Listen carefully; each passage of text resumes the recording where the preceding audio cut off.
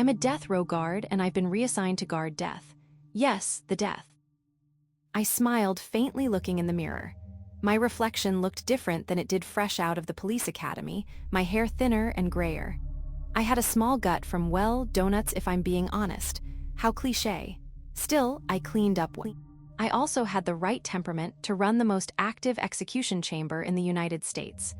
No nonsense, yet relatable.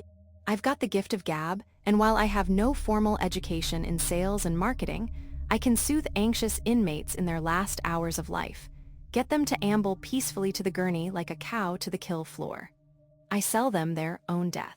This made me indispensable. Forcing a guilty man to the gurney was traumatic for both the inmate and my men. Forcing an innocent man was even worse. Did you know that actual innocence is not considered a mitigating factor to the Court of Criminal Appeals? To vacate a conviction, the inmate must prove his due process was violated. Exonerating evidence doesn't matter. Politics notwithstanding, it makes my job a hell of a lot more difficult, but I don't make the laws, I enforce. Besides, my wife still thinks I look cute in a uniform. She would be the first to tell you a glimpse of me in my dress blues, and well, we had a good morning that day, the last day of my pleasant, albeit morbid existence. I now understand the true power of blissful ignorance. 4 hours later, I was informed I was being transferred 30 miles away to run an elite death watch. Actually, the strange man had said 30 layers away, but I assumed he had misspoke. He hadn't, but we're not there yet. Going from Dr. Warden to Captain of Death Watch is technically a demotion, but the salary compared to what I was already making, which wasn't peanuts, it felt like Jeff Bezos, Bill Gates money. The shock of it was like I was the one seated on all Sparky. I had thought it was just another Death Watch tour. Death Watch is a separate unit for inmates with an execution date. We have them surprisingly frequently. Most often we show higher-ups and politicians running tough-on-crime campaigns how the process works. That's what the lead-up to murdering a man for murder is called. The process. The protocol, their COD is still listed as homicide. Barely a few minutes into the tour, I was deeply uncomfortable. The questions were, well, I don't like to use this sort of language, but they were fucking weird. A normal question would be related to maintaining security on the day of execution. This guy, whose name I don't recall, why don't I remember his name? Probably the shock. But he knew my last name was Reaper. Usually people do a double take, but Mr. X here seemed overeager to discuss it, practically salivating. He asked me my ethnic origins, if I had presided over any botched executions, and if so, how botched. He took more than a passing interest in my feelings and coping mechanisms. He asked me how I went about hiring, which I answered almost greedily. This was my forte. The challenge, I explained, is that you have to find someone willing to end the life of another who was neither a sociopath nor a man with unshakable morals. The first type belong on the gurney themselves. The second type are likely to blow their brains out. My SH peel was practiced, and I was even getting into the groove a bit when I noticed the visitor wore an even more manic expression. And then I felt it. Fear. A primal sense of revulsion I have only felt with the worst of the worst. The man who raped and cannibalized his own grandmother. The one who tortured his 8-year-old child to death for flushing his drugs. The guy who lit a gas station employee on fire when he refused service after the murderer's card declined. These were the men who triggered my lizard brain, who I had no trouble shepherding from life to. After, I felt that fear with this strange agent who asked far too personal questions. The tour ended, I excused myself and ate a donut hoping it would bring familiarity and comfort. It did, to an extent. Then the transfer was initiated. No one told me it was my last day as warden, but here we were. I'm back home now. I'm trying to get to the point I am. I just don't know if I can face it, let alone sell it. The strange man did not mean miles when he said layers. It turns out there really is a fucking multiverse. A multiverse. 30 layers from a pound-me-in-the-ass prison in Texas is another prison. A smooth black cube that reminded me vaguely of Borg. A utilitarian monument in the middle of a disturbing lavender-colored desert. There was no barbed wire fencing. No sniper tower. Just the blackest black. Vanta black, the famous black pigment so dark the human brain sees a bottomless void. There were no doors or windows. The strange man led me to the doorless cube and told me to knock.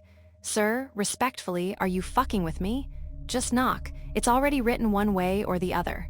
What is written? I said, knocking lightly. What the fuck was written? That, he pointed. The formerly solid space now revealed a sleek hallway. That, he repeated, is Death's door. She is detained here, though she is not beholden to the laws of physics, which you will become painfully aware of over time. As you can testify, the machinery of death is well-oiled as ever.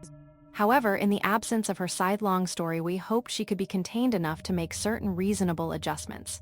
Hoped, past tense? Yes, death has made it clear that she can and will leave. She just likes it here. She is ancient, and this is new. She is the shot caller of her own reality show. When she grows bored, she will access the presently unknown layer that holds her cloak. While the cloak appears to be normally sized, the interior is capable of holding all souls living and dead from all universes. She has informed us that once she has the cloak, there will be no stopping her taking back the scythe, at which point she will trigger a mass extinction event. When asked why she doesn't just get it over with, she simply responded, because it isn't time. My father is time, and one day I will take time too.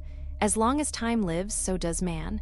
But time's time will be up, and the era of man will die with my father. Until then, I will require staff. Bring me the Reaper. It's just a last name. Don't you think that's a little on the nose? I'm not the goddamn actual Grim Reaper. This bothered me more than the revelation that death was a corporeal being, apparently female, the daughter of time itself, and kinda sorta detained in a doorless and windowless prison from which she threatened to end the universe. Compartmentalization is another invaluable skill. I couldn't do what I did if I saw the whole picture.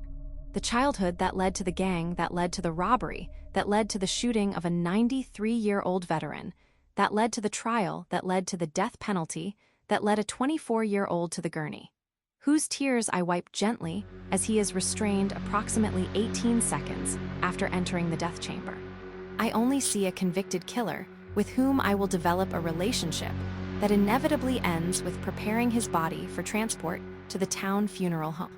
I couldn't handle the prospect of preventing the destruction of infinite realities, but I could get pissed off at this guy for being a dick about my last name. C. Compartmentalizing. I like to think I'm a tough guy, but at that moment, I just wanted to go home and look cute to my wife in my uniform. It was not to be. A female voice echoed from past the door. Abandon all hope ye who enter here, Officer Baconator. I spun around, facing the strange man. Is that her? Is that death? The strange man sighed. No, that's just Karma. She's here too. Try not to let her get to you. Yeah, try not to let me get to you like I did that gerbil-faced, overpaid, fake goon squad virgin in a bad suit. I'm not a nevermind. As I said, don't let her get to you.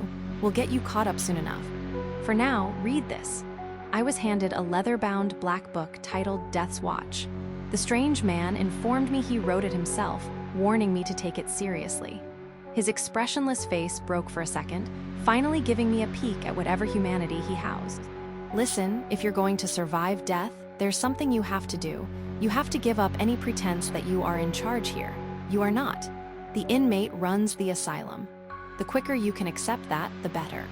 You are not the one who flips the switch. She is, and has always been, and will ever be. You are here to provide entertainment and counsel to Lady Death. You are to use your formidable skills to de-escalate her when angry or bored, given her proclivity for pranking staff by killing them. We believe with your skill set you will be spared of this fate. Though I don't quite remember entering, the door shut behind me. Or did whatever a door does when it stops existing. The strange man was gone, and the scene before me looked like it had been picked from the set of a Southern Gothic period film. An old-timey lamp turned on from a desk that wasn't there before, and the book burned and became heavy in my hands. I knew what it meant without asking. The time for introductions was over.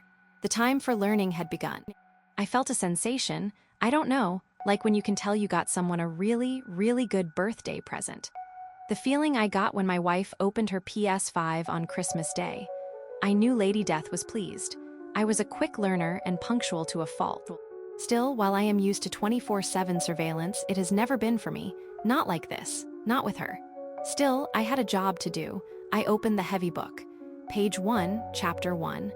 Surviving inmate 0000 tips and tricks, fuck.